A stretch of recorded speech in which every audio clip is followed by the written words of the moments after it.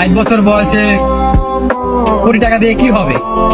যদি 18 বছর বয়সের শখগুলো পূর্ণ করতে না পারি কি হবে? শেষ মুহূর্তে 100 কোটি টাকা কামিয়ে কি হবে? তখন তো আর বেঁচেই থাকবো না।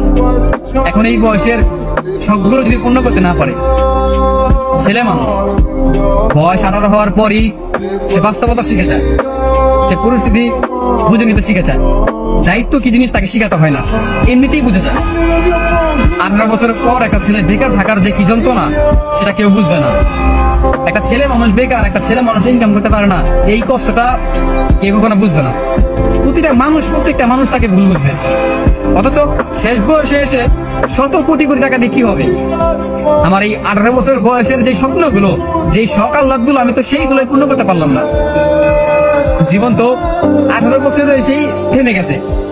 মনে হয় না যে সামনে ভালো কিছু হবে, তারপর নতুন করে স্বপ্ন দেখি যে জীবনে ভালো কিছু করব। অথচ 18 বছরটা পার হতেই এখন মনে হচ্ছে যে জীবনটা এখানে থেমে গেলে ভালো হয়। আর সহ্য হয় না, এত কষ্ট, এত যন্ত্রণা, এত চোখের সামনে বারবার ভেঙে পড়া, এগুলো সহ্য হয় না। একটা ছেলে জানে, বিশ্বাস করেন ভাই, একটা ছেলে জানে যে কষ্টগুলো মানে লাগে। বয়স 18 হয়ে গেছে, তার ইনকাম নাই, তার স্বপ্ন পূরণ নাই, তার শখ আল্লাহ সব মিশে যায়, মানে সব ভেঙে যায়, চুরমার হয়ে যায়।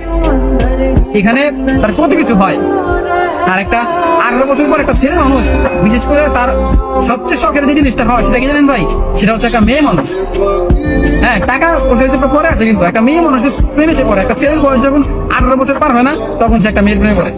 এখন 60 বছর বয়সে গিয়ে ভালোবাসা থাকবে, কিন্তু সেই বয়সটাকে থাকবে আর থাকবে না। 60 বছর পরে গিয়ে যদি আমি 100 কোটি টাকা পাই বা শখের মানুষকে পাই, তখন কি লাভ হবে?